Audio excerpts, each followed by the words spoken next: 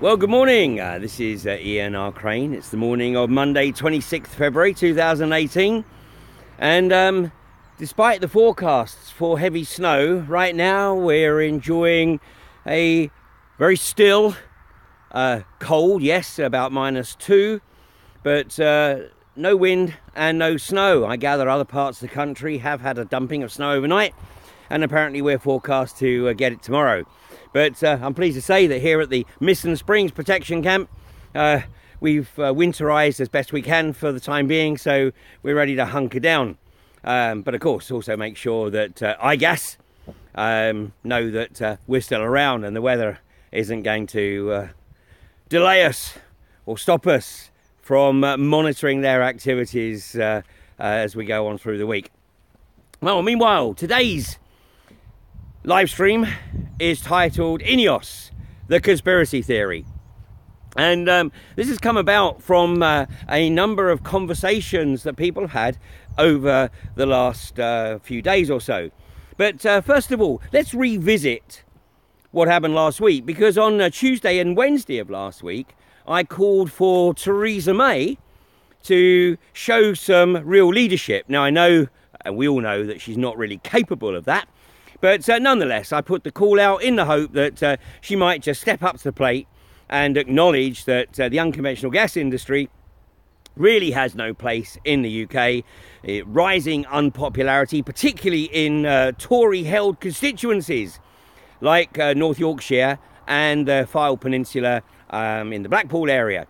But she did respond.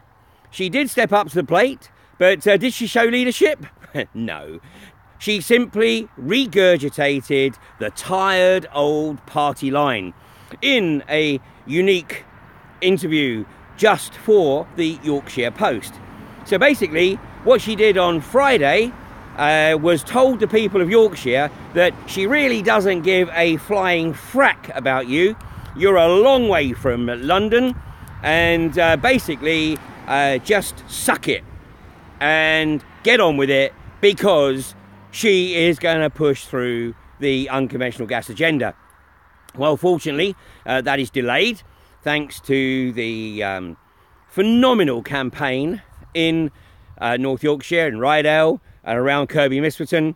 And of course, Barclays Bank, trading as Third Energy, are currently sliding away from Kirkby Misperton, tail very firmly tucked between their legs, because they did not have the financial resilience. And of course, the fact that we've been trying to flag that up for about 2 years now is an irrelevance, because all it takes ultimately is the Secretary of State to realise that. And fortunately, right down to the final hour, as it were, but he realised it, and better late than never, eh?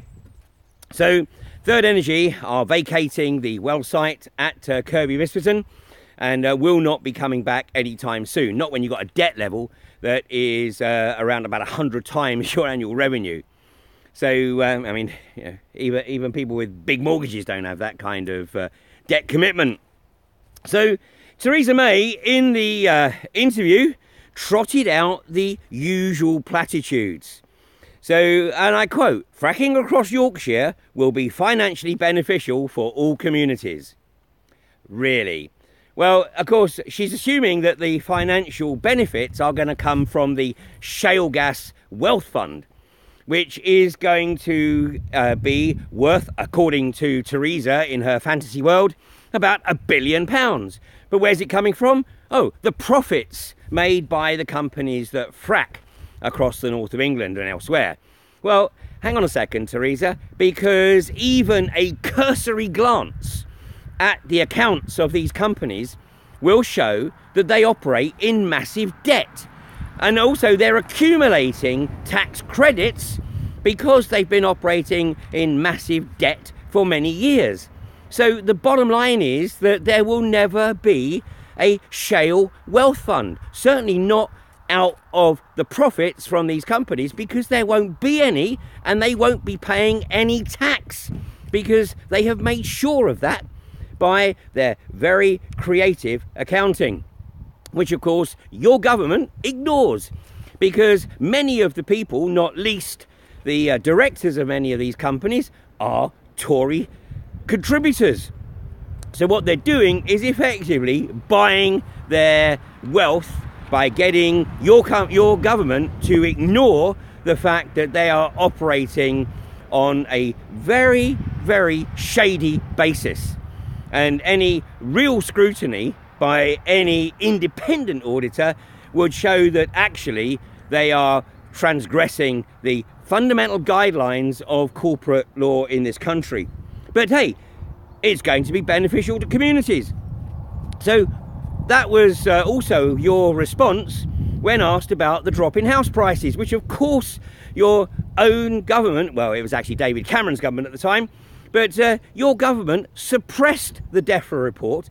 And when you did put it into the public domain first time round, you redacted some 80 plus sections, including the entire section on the impact on house prices in areas where fracking took place. And you don't have to be a rocket scientist to look around Kirby Misperton, look around the Preston Road area, look around here in North Nottinghamshire and see the inordinate number of properties that are for sale.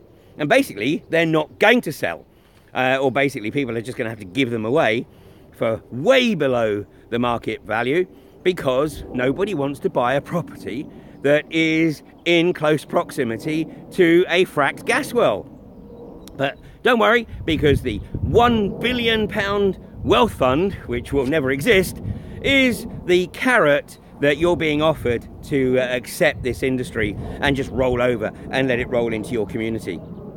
So when you were asked about the health impacts, you simply trotted out the tired old platitude and palliative of, well, we have gold standard regulatory control in this country. Well, as we've seen time and time and time again, we don't.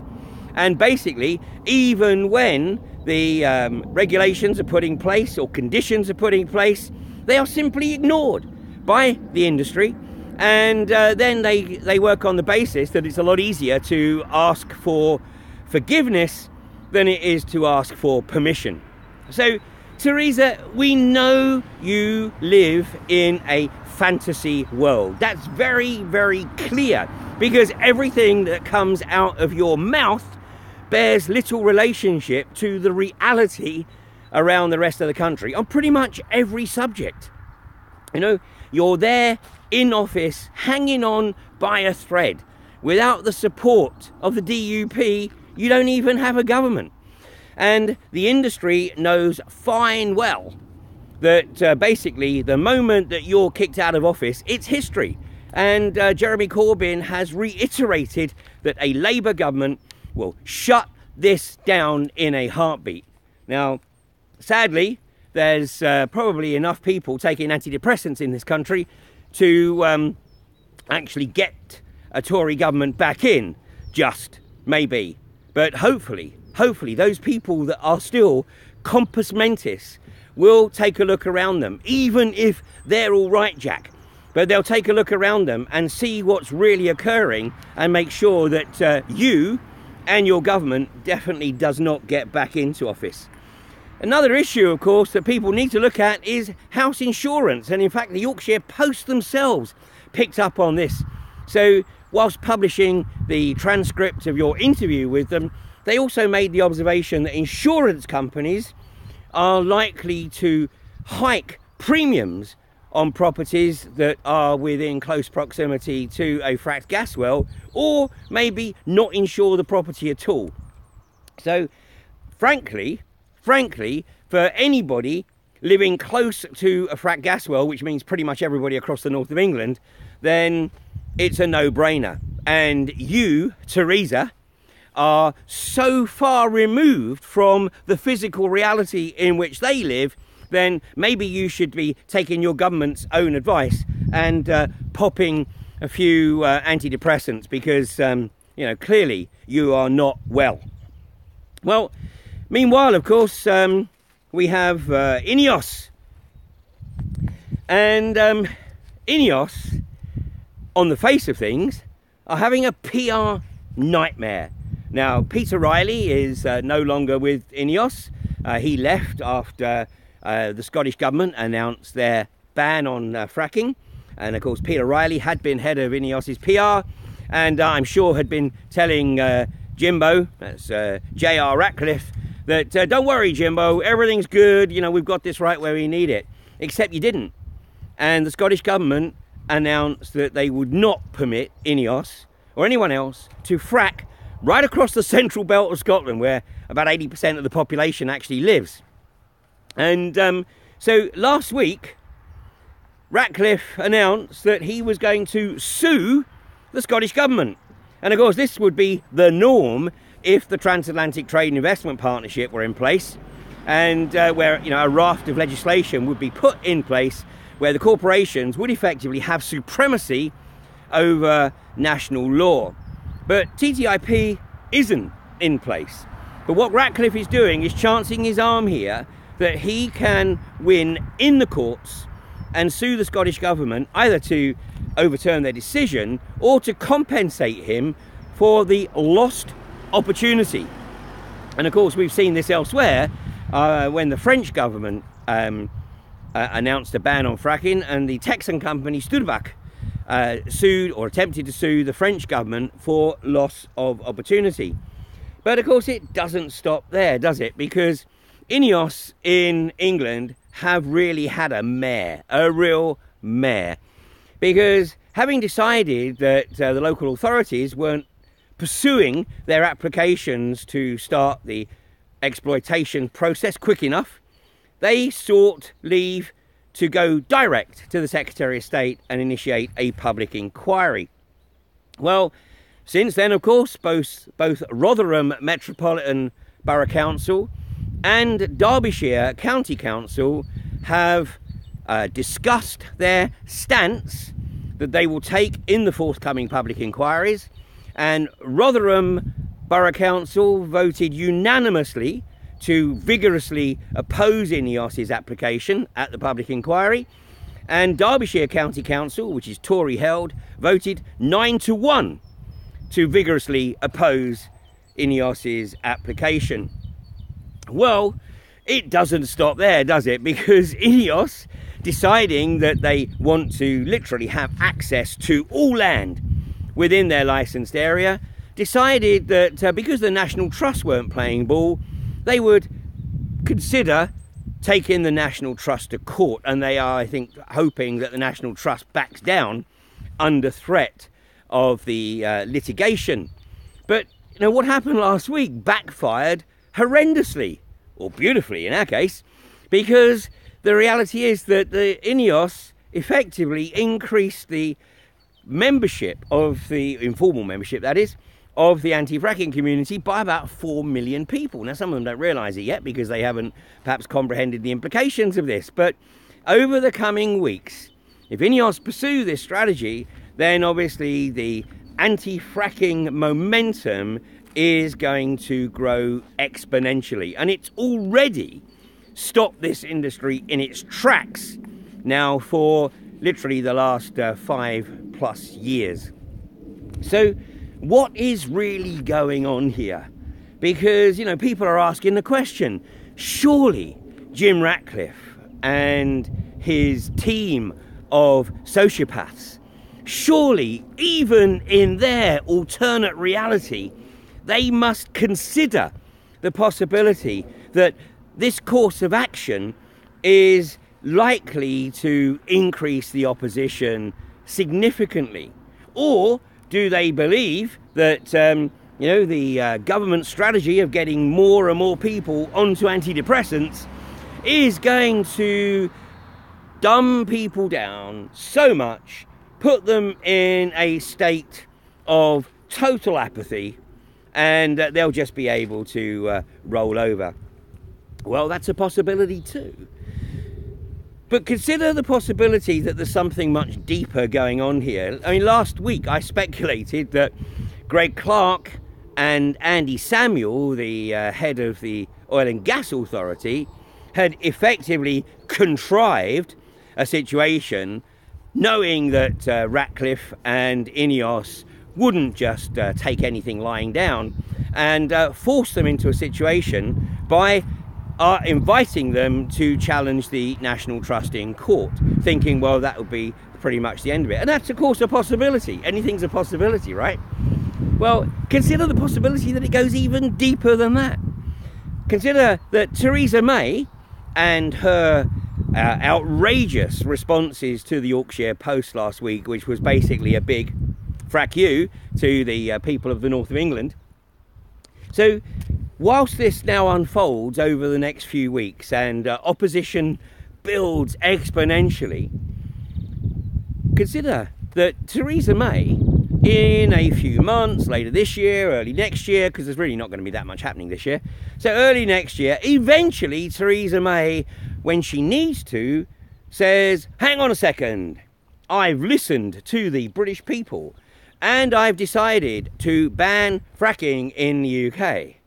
Of course, in her warped mind, and those who advise her, they would perceive that to be an opportunity to increase her popularity exponentially, to the extent that she would suddenly be seen as a woman of the people, somebody who listens to the people, and somebody who isn't driven by party politics or the will of the corporations who effectively fund the Conservative Party. So where does that leave Ratcliffe and all the other cowboy outfits? Well, maybe she gives them leave to sue the British government for loss of opportunity, just as Jim Ratcliffe is proposing in Scotland. But that won't happen overnight. So she benefits from the euphoria of announcing that there is a ban on fracking in England.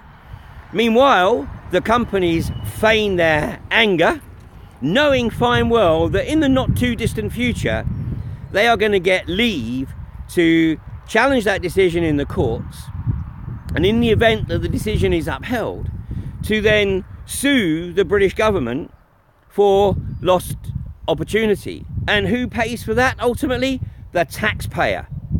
So don't think for 1 minute that the political strategists aren't gaming this, that they are looking at every possible way in which this could pan out.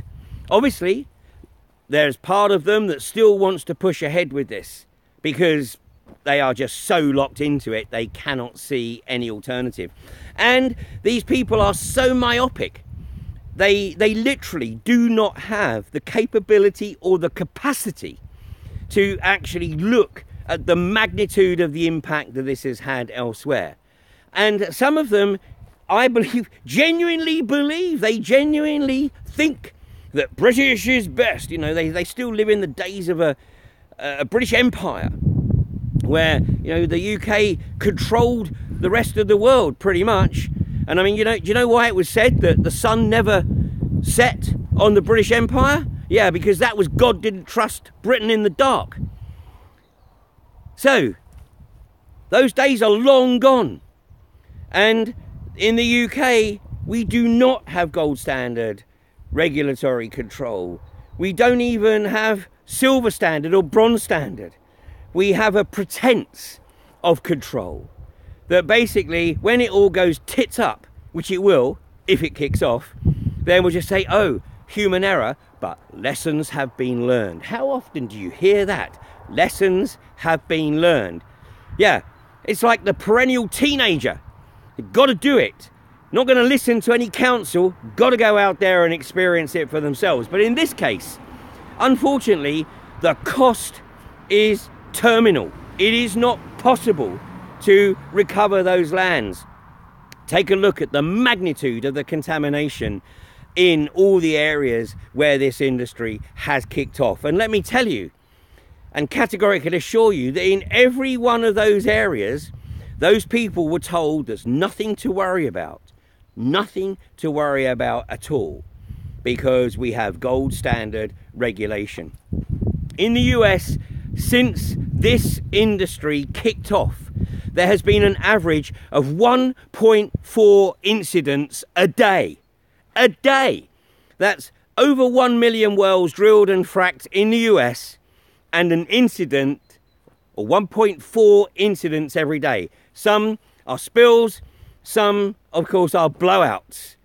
And, you know, look at XTO, 2 blowouts inside 7 months.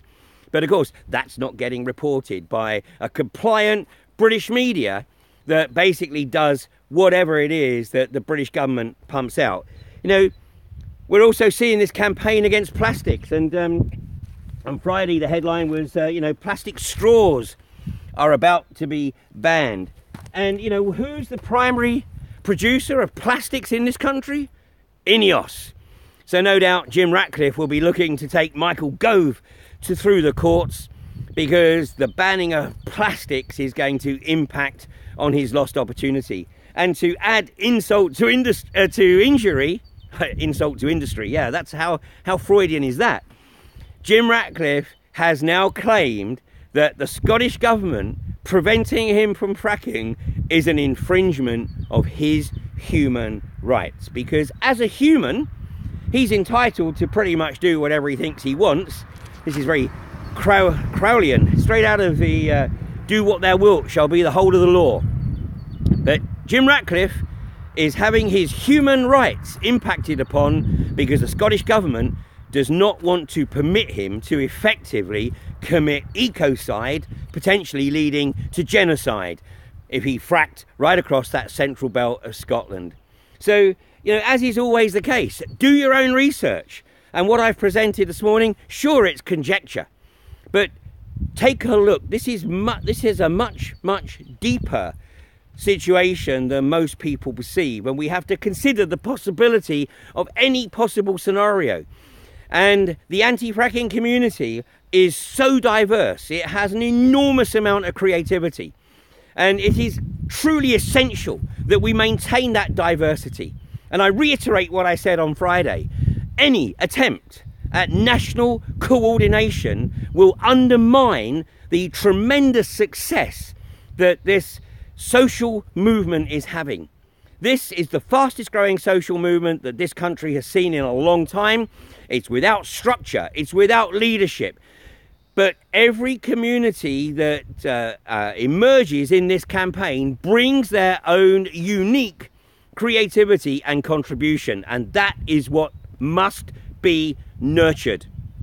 So keep an open mind, but let's also be single-minded in the focus that this abomination has to be shut down in the UK. And to do that, it's going to need more people coming together in their community to address this, to make sure their elected representatives at every level, whether it's local council, district council, county council, their MP, make it very clear to them that this growing movement, if these people want to stay in office, they better start representing the will of the people and stop listening to the sociopaths that purport to be the leaders of the party and the leaders of this country, because the only place they're leading this country to is into self-destruction. But the only reason that will happen is because we, the collective we, allow it to happen. So more tomorrow, but let's focus and encourage people to do their own research, because that's something that you will never ever hear the government and the industry say. Now, you know, over the next 2 or 3 days, the country, of course, because we have no experience of dealing with winter, so the country's about to go into shutdown. So hopefully the internet will still function, and use that opportunity. Use the opportunity to spend some time and do a bit of research, and then think about how you can make the best contribution to help bringing this industry to its knees and effectively shutting it down. So I'm going to enjoy the probably the last few hours of the stillness in the air. Say there's almost a nice fresh breeze coming in.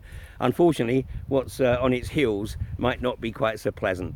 But all being equal, I will catch you tomorrow morning at 8:30. Take care.